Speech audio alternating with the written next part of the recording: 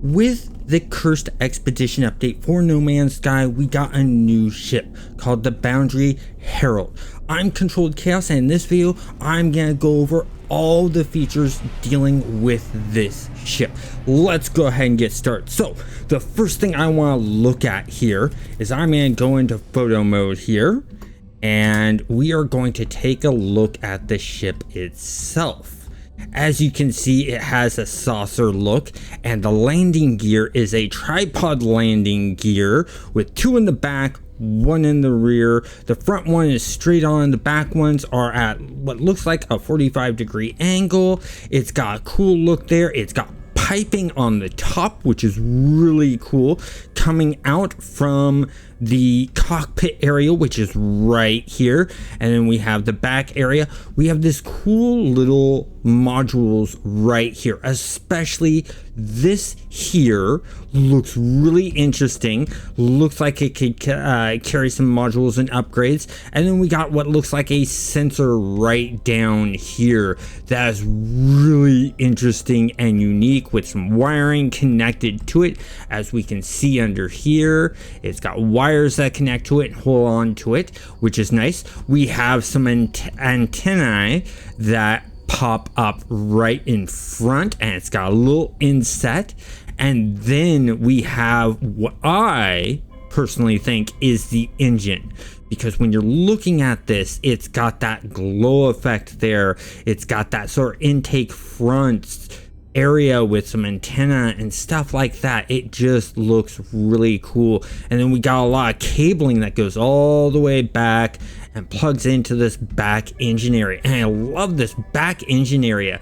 It's very unique and different than all of the other engine setups that we have, because it connects to this, and that's really cool, and I like that a lot. So with that being said, let's go ahead and let's take a look at the modules that come with it inside. So let's open up our modules. We're going to take a look. I rearranged stuff to how I feel it should be set up and how it should look. You got a bunch of supercharged slots that you start off with, but let's start with the pulse engine. So you got your pulse engine right here, then you got a regular S-class one that's right here that gives you 3 enhancements. Then we got the class A that gives you 1 enhancement, then another class 3 or class S that gives you 3 enhancements. Then you're given laser beams, and that's really cool. I think that matches perfectly with this saucer design. And it comes with a class B enhancement with 2 enhancements, and then it comes with a class S enhancement with 2 enhancement. But look at the damage output, 32% increase to the damage. If we put this out and put regular, it's a 25% damage increase. That's amazingly good. And so if we go into our shields, we have our regular shields, which I put into the slot, supercharged slot, and then I put a regular S-class shield, which gives 30%, and then a C-class that gives 7%. And then we have our hyperdrive, and it comes with a flawless S-class that gives good hyperdrive range. Then we have the indium drive. Then we have another drive here that gives more warp speed. And then we have the another A class right here, which gives us the instant hyperdrive scrambler. Then it also comes with the Apollo figurine, which is nice. And then we have our golden star trails or starship trails. We also get the infra knife weapon, which is sort of like your Gatling gun. Then we have our regular launchers, which comes with the auto charger and the infinite thrusters, which increases the launch or decreases the launch cost. And as you can see, not everything of the slots are all unlocked, so you do have to go through and unlock some of those slots, because I have not done any unlocking. I have not bought any modules or anything like this. This is how it came default. The only thing I've done is move my modules around because they were all scattered about. I had some pulse engine stuff over here, some over here. I had some laser beam stuff over here, some over here. I had some shield stuff here, and then some shield stuff here, and it was just all scattered about. So I had to arrange it itself. But the question is what kind of ship is this? Well, let's take a look. It is an Explorer, and it's an S-Class, which is really, really good. Normally, the ships that we get from these expeditions are S-Class ships. I've yet to see any that aren't. So it's really good, and the value's almost 3 million units. It's 2.9 million units, and then a little. But let's see how it handles. So I'm going to jump in the cockpit. Oh, let's look around the cockpit. The cockpit has some great view. I can't even look up to the edge of the seating back there and then all the way around. Now I'm starting to get to the back where I just get a little bit where I can't see, but has a good view. And this is a unique cockpit and different from all other cockpits. It has a different look and feel, which is nice. I like this a lot. So I'm going to take off and we're going to see how this thing handles and maneuvers. So I'm going to pulse, do some turns. It has a very tight turn radius. I just did a complete 180 out of there. Let's see how it rotates. It rotates really quickly, very maneuverable in its rotations and its turns. Its control and maneuverability and changing of direction is really, really good. I like that a lot. Now let's get an exterior view of this ship. So this is what it looks like when you fly it in third person. I love how the whole entire back lights up, and then it gives you the 3 trails in the back, which is nice. It would be cool, and who knows what they could do with future trails. They can make this whole entire thing be a trail in itself. But if you look at the lighting on that, it actually lights up the edges on all areas, which is really, really cool, really, really nice. And if we fire that off, we got that. And in fact, while we're doing this, let's rotate around because I want to see where the lasers are on this. Where are our weapons on this? Our weapons are right down here, right in the front, very nose. That's where I believe the weapons are, because that's what we're shooting. But let's find out for sure. Oh, look at that. They maneuver around and they pivot around. Yeah, it's coming from beneath the ship. So that is really cool design and feel of this ship. It's very unique.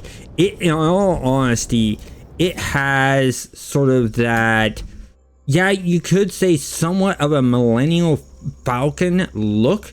The only thing it's missing is the fact that the cockpit is, let me move the sun to here.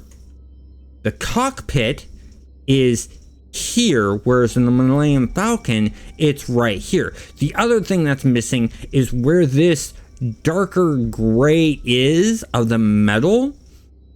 That would be sectioned out and there'd be nothing right in this area.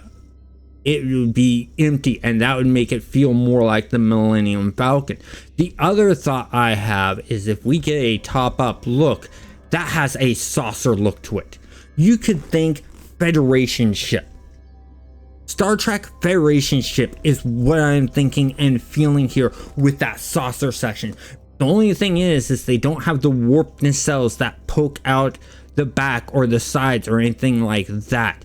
So I personally think that this is sort of a mix between the two. But you'll have to comment down below and let me know what you think this fits more like. The Millennium Falcon from Star Wars or a Federation ship from Star Trek. Comment down below, let me know what you think and what you think of the design of the ship overall, the next question I have is, can this ship be deconstructed?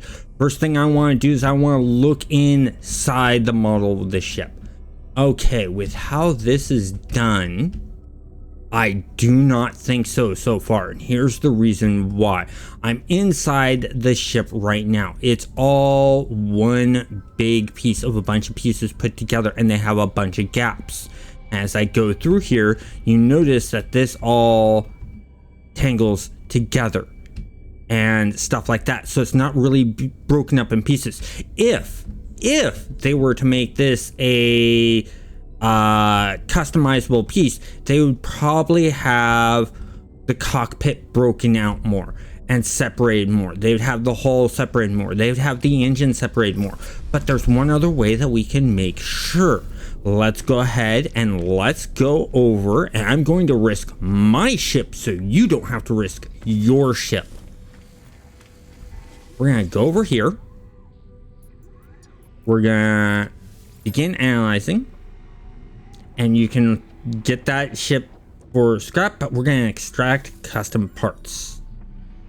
We're gonna get the hull. We got the confirmation of the hull. We got the image for the ship, for the component, but let's check our inventory. Let's look for the hull piece, because I have an open spot there. That's not it. That's not it, because that's a lure. There's a ship piece that we have the hollow wings. That's not it. That's the speeder one. And this is all fighter stuff that I'm finding. I'm not finding anything in there. Now remember, this was an explorer ship. Let's go in here, and we're gonna go over to the explorer, and we did the hull. Where is it? It's nowhere. No hull. Let's check the wings. No wings. And we're not even seeing the models for those parts. So this is not a customizable ship at this point in the way it's done. So you are going to not want to deconstruct. You will not get ship parts out of this.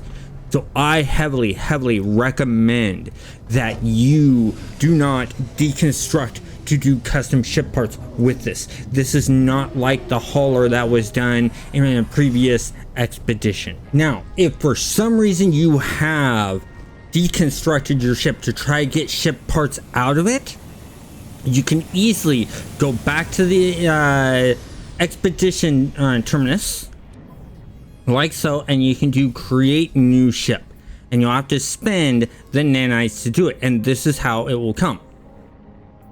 So let's go ahead and do that, and we will do that, and voila, we have our ship.